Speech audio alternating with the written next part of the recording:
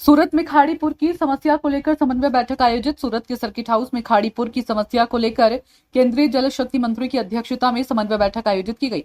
इस अहम बैठक में सूरत के सांसद सीआर पाटिल ने भी अध्यक्षता करते हुए खाड़ीपुर की गंभीर समस्या पर की चर्चा। बैठक में सूरत के विधायकों सहित उच्च अधिकारी मौजूद रहे। सूरत जिला कलेक्टर, एसएमसी कमिश्नर और शहर के पुलिस कमिश्नर ने भी बैठक में लिया हिस्सा। खाड़ीपुर की समस्या के समाधान को लेकर इस समन्वय बैठक में कई अहम मुद्दों पर विस्तार से हुई चर्चा।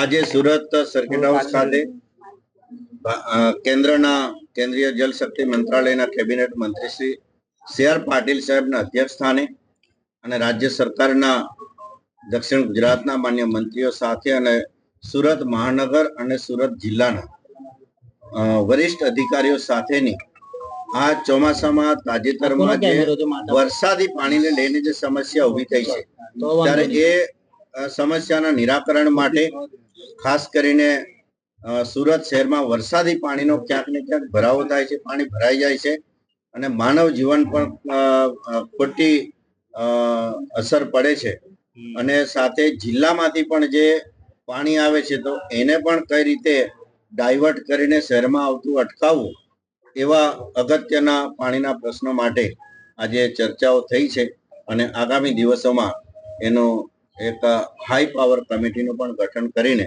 સુરત જિલ્લો, તાપી જિલ્લો અને સુરત શહેર આ ત્રણેય જિલ્લાઓના રૂપમાં જે કહેવાય છે અને ઉકાઈ તાપી મૈયાના આશીર્વાદથી સુરત આજે સુરત પર ખૂબ મોટા આશીર્વાદ છે એમ કેવું તો ખોટું નહીં.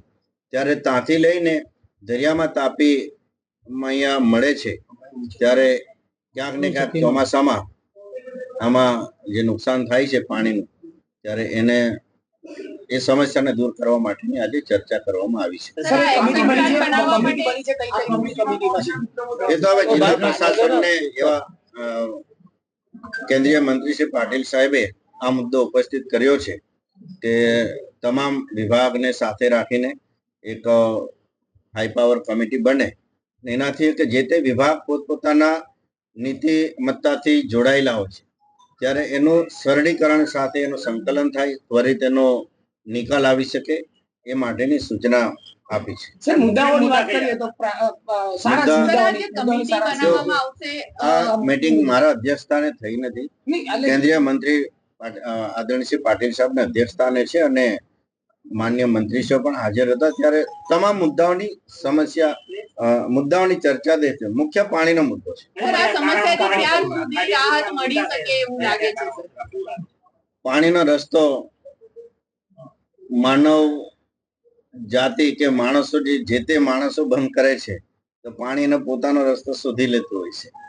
એટલે ક્યાંક ને ક્યાંક એ પાણીના નોર્મલ પ્રવાહને અવરોધવાનો જે પ્રશ્નો ક્યાંક ને ક્યાંક થયા છે ત્યારે એને પણ કઈ રીતે સિલ્ટિંગ થયું અથવા ડિસિલ્ટિંગ કરવા માટે સૂચના આપવામાં આવે છે. ડાયવર્ટ કરવાનો પણ એક મુદ્દો હતો પાણીને, એટલે જિલ્લામાંથી જે આવે છે તેને એ જે છે જિલ્લામાં સાથે મળીને એમાં કઈ રીતે વધુ સરળ રીતે એને ડાયવર્ટ કરી શકાય એ મુદ્દો આજે ચર્ચામાં લીધો છે. હજુ તો સર્વે અને એ તો લોંગ પ્રોસેસ છે. કેટલા ખેડૂતોની જગ્યા જમીન છે, ક્યાંક સંપાદન કરવાની વાત આવે. હવે નાણાંનો જમાનો ગયો છે, હવે ક્યાંક ને ક્યાંક બોક્સ કન્વર્ટર સાથે આપણે બધાએ કામ કરવું પડે. જ્યાં નાણાં નાખ્યા છે, સિમેન્ટના પાઇપ નાખ્યા છે, તેને લઈને જ આપણે વહન શક્તિ ઓછી થઈ છે. એટલે એ બધી બાબતોને ટેકનિકલ બાબતોને ધ્યાનમાં રાખી એ તો એમાં જ્યાં જરૂર પડે ત્યાં મહાનગરપાલિકા, રાજ્ય સરકાર અને કેન્દ્ર સરકાર એ તો આંખ કાન અને નાકની જેમ ત્રણેય સંસ્થાઓ જોડાયેલી છે. તો ત્રણેય સરકાર અને ત્રણેય વ્યવસ્થા એમાં સામેલ થશે. જી સર, એટલે આજે ખાડી છે અને ફરી આપણે જે તાપી તરફનો એક પ્લાન હતો એ પણ એ નહીં, એમાં અત્યારે ટેકનિકલ ટીમ છે એ તો કરશે, જે તે ડિપાર્ટમેન્ટ છે કરે, પછી એમાં તમે હું આપણે નહીં નક્કી કરીશું. નહીં, એટલે એ મુદ્દે કઈ ચર્ચા થઈ ગઈ છે? એ તો તંત્રને સૂચના આપી છે કે આવનારા દિવસોમાં એટલે કઈ રીતે ડાયવર્ટ થઈ શકે શું, તો એ આપણે કરશે. Okay, thank you.